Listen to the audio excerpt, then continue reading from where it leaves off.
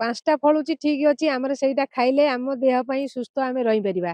ସେଇ କିଲେ 5ଟା ଜାଗାରେ 2 କିଲେ ଫଳିବ, ତାକୁ ସାର ପକେଇ ଖାଇବା, ସେ ଦେହ ପାଇଁ କ୍ଷତିକାରକ ସାର୍। ଆଜିକାଲି ଯୋଉ ଭଳିଆ ରୋଗ ହେଲାଣି, ସେ ବି ଖାଇକିରି ରୋଗରେ ପଡିପାରିବେ। ଏମିତି କଣ ପାଉଁଶ ଚୁରିକିରି ଦେଇଛନ୍ତି, ମାନେ ଦେଶୀ, ମାନେ ଯେମିତି ଖତ ମାଟି ପଡୁଛି ସେମିତି କିଛି ମେଡିସିନ ସ୍ପ୍ରେ ହେଇନି।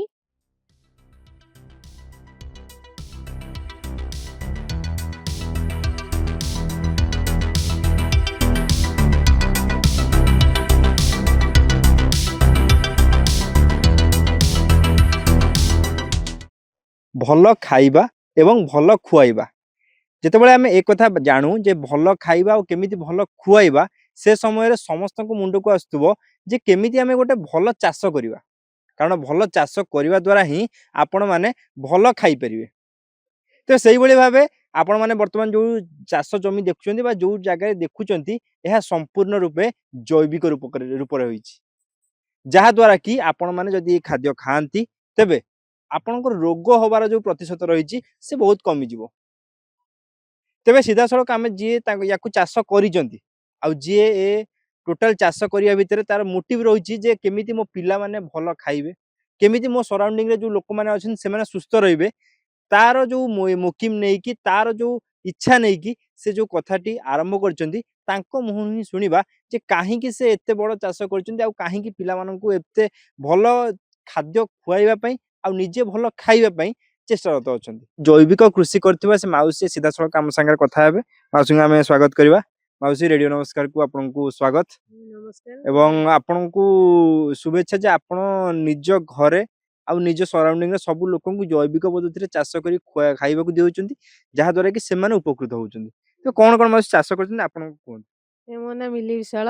ସବୁ ପ୍ରକାର ଚାଷ ହେଇଛି, ଗାଜର, ବିନି, ବାଇଗଣ, ଟମାଟୋ, ଧନିଆ, ପାଳଙ୍ଗ, ମୂଳା, କୋଶଳା, ଆଉ ସବୁ ପ୍ରକାର ପନିପରିବା ଜୈବିକ, ମାନେ ଖତ ଆଉ ମାଟି ଦେଇକିରି ଚାଷ କରିଛୁ। ଏ ପନିପରିବା ଖାଇଲେ ଆମ ପିଲା ସୁସ୍ଥ ରହିବେ। ବଜାରକୁ ବିକ୍ରି କରିବାକୁ ଗଲେ ସେଠୁ ବି ଯୋଉ ସମସ୍ତେ କିଣିକି ନେବେ, ସେ ବି ସୁସ୍ଥ ରହିପାରିବେ ଏ ପନିପରିବା ସବୁ ଖାଇଲେ।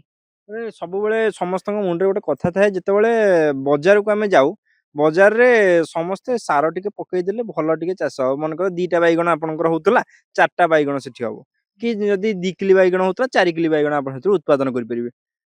ସେ ସମୟରେ ତେଣିକି ଗ୍ରାହକ ଯିଏ କିଣିକି ନଉଛି, ସିଏ ମଲେ ମରୁ, ଚଳିବ, କିଛି ଅସୁବିଧା ନାହିଁ। ଏ ଜିନିଷ ଆପଣଙ୍କ ମୁଣ୍ଡରେ ଆସିନି? ନାଇଁ ସାର୍, 5ଟା ଫଳୁଛି ଠିକ ଅଛି, ଆମର ସେଇଟା ଖାଇଲେ ଆମ ଦେହ ପାଇଁ ସୁସ୍ଥ ଆମେ ରହିପାରିବା। ସେଇ କିଲେ 5ଟା ଜାଗାରେ 2 କିଲେ ଫଳିବ, ତାକୁ ସାର ପକେଇ ଖାଇବା, ସେ ଦେହ ପାଇଁ କ୍ଷତିକାରକ ସାର୍।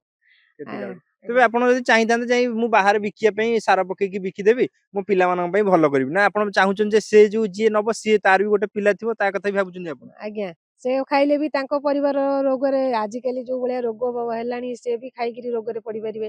ତାକୁ ନ କରି ଆମେ କେମିତି ଖତ ମାଟି ଦେଇକିରି ଚାଷ କରିପାରିବା, ଖାଇଲେ ସୁସ୍ଥ, ସମାଜରେ ସୁସ୍ଥ ସମସ୍ତେ ରହିବେ, ସେ ପାଇଁକା ଚିନ୍ତା କରି କରିବା।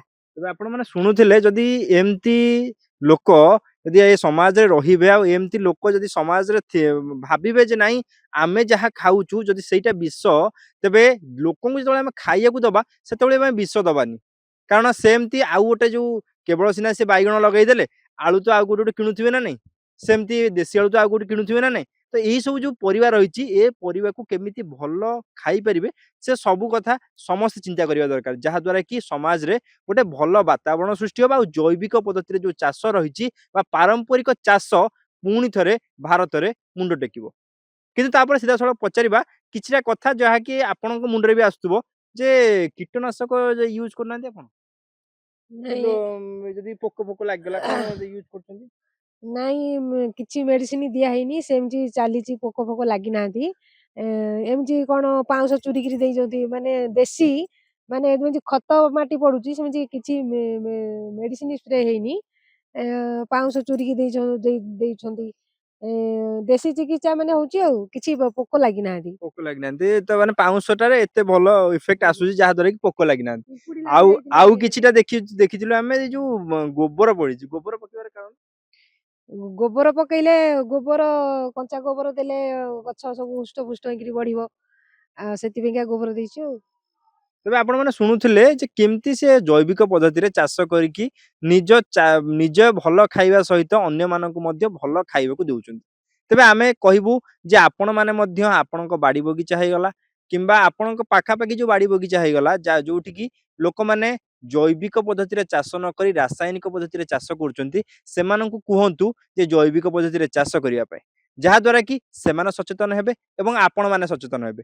ଯାହାଦ୍ୱାରା କି ଭାରତରେ ପୁଣି ଥରେ ପାରମ୍ପରିକ ଯୋଉ ଚାଷ ରହିଛି ସେ ପାରମ୍ପରିକ ଚାଷ ମୁଣ୍ଡ ଟେକିବ ଆଉ ପାରମ୍ପରିକ ଚାଷ ଦ୍ୱାରା ସମସ୍ତେ ରୋଗମୁକ୍ତ ହେବେ।